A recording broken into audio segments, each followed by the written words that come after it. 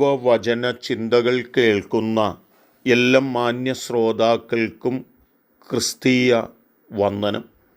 സദൃശവാക്യങ്ങളുടെ പുസ്തകം 1-ാം അധ്യായം 8-ാമത് വാക്യം ഇപ്രകാരമാണ് വായിക്കുന്നത്: മകനെ, അപ്പൻ്റെ പ്രബോധനം കേൾക്ക, അമ്മയുടെ ഉപദേശം ഉപേക്ഷിക്കുകയും അരുത് എന്ന വാക്കാണ്.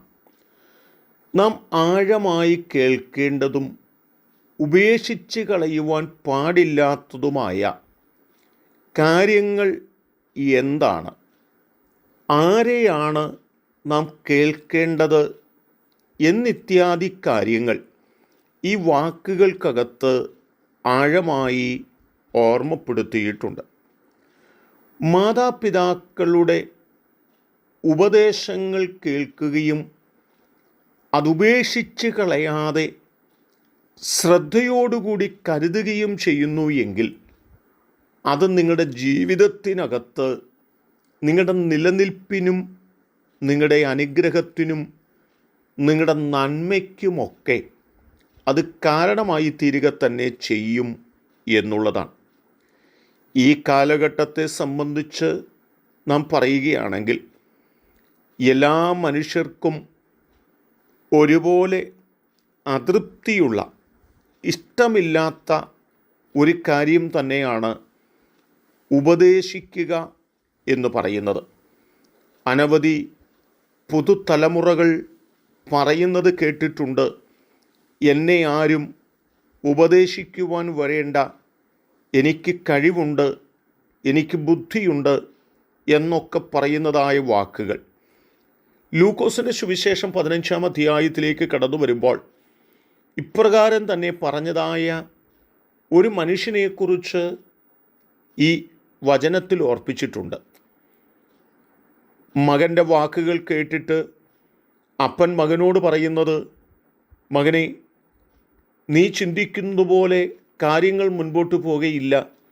അല്പം കൂടി കാലതാമസം എടുത്ത് കാര്യങ്ങളുടെ ഗൗരവങ്ങൾ മനസ്സിലാക്കി നീ ഈ സമ്പത്തൊക്കെ വിറ്റിട്ട് നിൻ്റെ ഇഷ്ടാനുസരണം പോയാൽ മതി എന്ന് പറയുമ്പോൾ അപ്പൻ്റെ വാക്കുകൾ കേൾക്കുവാൻ തയ്യാറാകാതെ അപ്പനെ നിരസിച്ചുകൊണ്ട് ആ കേൾക്കേണ്ട വാക്കുകളെ ഉപേക്ഷിച്ച് കളഞ്ഞുകൊണ്ട് ഉള്ളതെല്ലാം വിറ്റ് പിറക്കി ദൂരദേശത്തേക്ക് സുഹൃത്തുക്കളോടും സ്നേഹിതരോടുമൊപ്പം പോകുന്നതായ ഒരു ബാല്യക്കാരനെ കാണുവാൻ കഴിയുന്നുണ്ട്.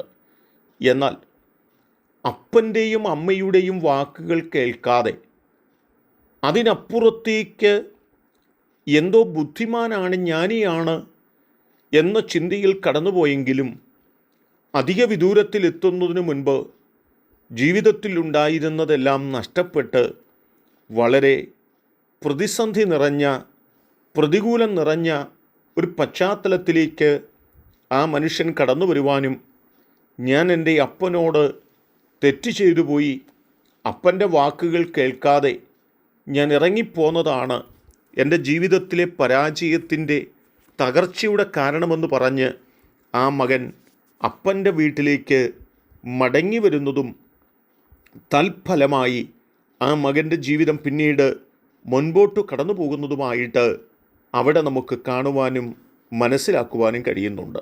ഇവിടെ നാം മനസ്സിലാക്കേണ്ടത്, നാം കേൾക്കേണ്ടവരെ കേൾക്കണം. നാം ഉപേക്ഷിക്കാൻ പാടില്ലാത്തത് എന്താണെന്ന് തിരിച്ചറിഞ്ഞ് അതുപേക്ഷിച്ച് കളയാതെ അത് ചേർത്ത് വച്ച് അതിൻ പ്രകാരം ജീവിപ്പാൻ നാം നമ്മെ സമർപ്പിക്കേണ്ടതുണ്ട്.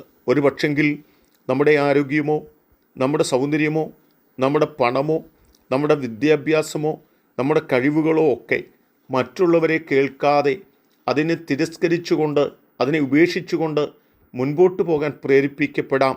എന്നാൽ അത് നമ്മെ നാശത്തിലേക്ക് എത്തിക്കുമെന്ന് തിരിച്ചറിഞ്ഞ് നാം കേൾക്കേണ്ടവരെ കേൾക്കുവാനും ആ നിലകളിൽ നമ്മുടെ ജീവിതം മുൻപോട്ട് കഴിക്കുകയും ചെയ്യേണ്ടതിന് നമ്മെ സമർപ്പിക്കുന്നവരായി തീരാം. അതിനൊരു ഭാഗ്യം എൻ്റെ കേൾവിക്കാർക്ക് ദൈവം നൽകട്ടെ.